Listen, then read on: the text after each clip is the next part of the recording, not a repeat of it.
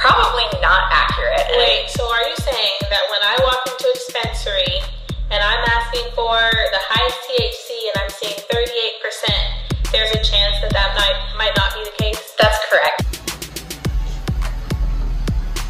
My name is Sarah Otis, and I am the Director of Quality and Special Projects for Resco Laboratories. I've been in the cannabis industry, I think about 13 years. I started working in the lab space because I'm a chemist by trade, and now I'm doing quality assurance and quality control. Okay, at Resco. Yes, at Resco. Yes. What is lab fraud exactly?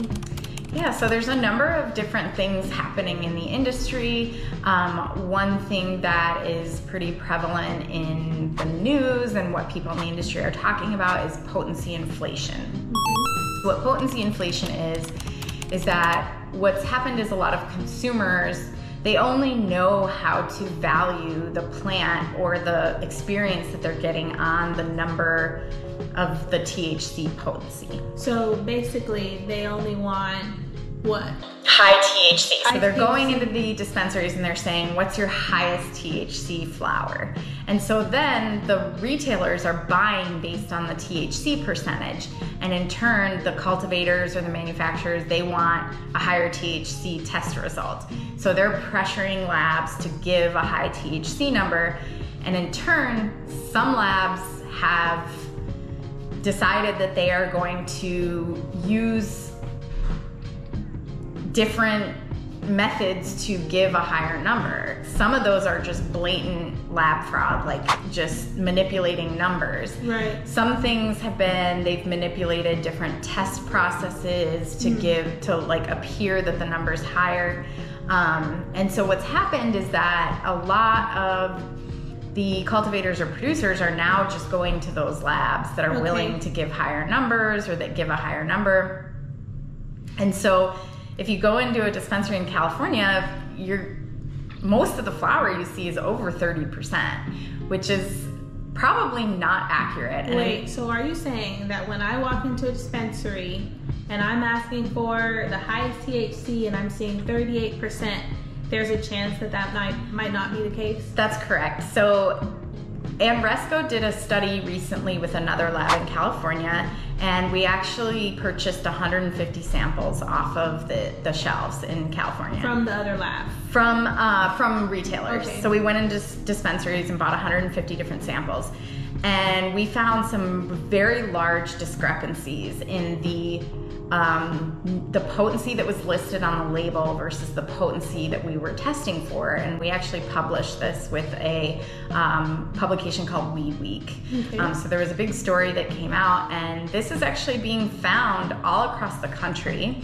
There are some markets that the regulators are doing a better job of combating this lab fraud, this potency inflation. So there's some labs that are being shut down or they're being fined when the regulators find that this is happening. There's also some class action lawsuits being brought against labs and producers for the fact that consumers are not getting what they paid for. So if they find out that the test result, that when they tested a product off the shelf, that it wasn't accurate to what was labeled, they could file a lawsuit. And so really a lot of those lawsuits haven't concluded. There's nothing that's really happened where somebody's actually lost that lawsuit. There's no consequences? Not yet, but they're still in process. So we're not sure what's gonna happen with those. Right.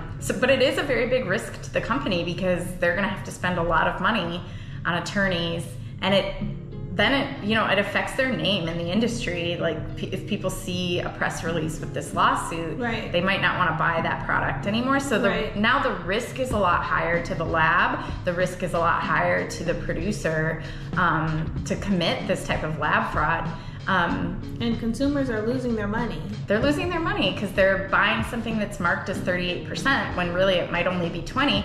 The other thing is that there are some companies that are breeding high THC flower that really are really high quality, and they might not be recognized because they're just sort of swimming in a sea of all 35%, when really only a few of these products might actually be that high of potency. So from a consumer standpoint, when I go in what should I be looking for? How will I know? Like, once I buy it, will I ever know if it's the amount of THC it says on the pack? That's a great question. And I think with psychoactive compounds like what's in cannabis, the user experience is really subjective. So what works for me might not necessarily work for you.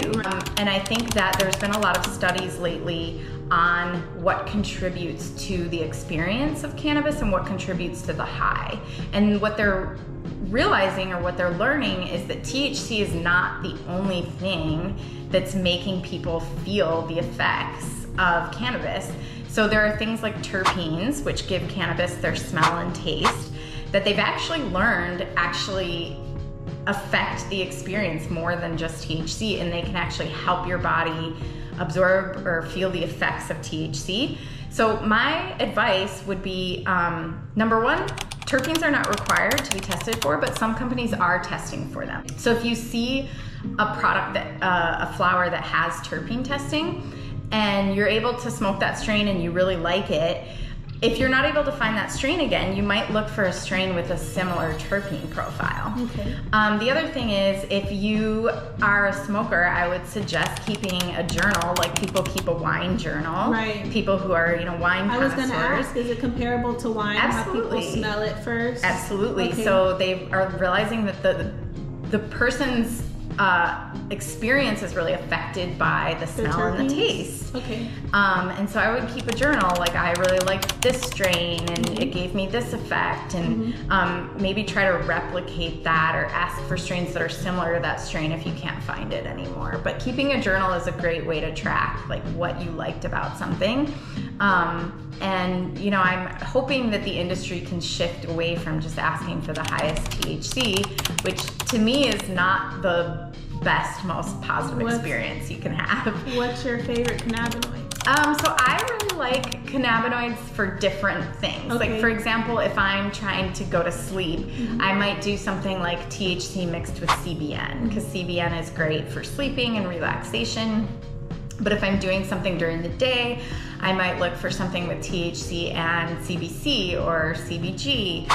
So there's a lot of these minor cannabinoids that people are now breeding strains for, or they're adding into edibles, that people can really kind of explore how these things have a different effect on them.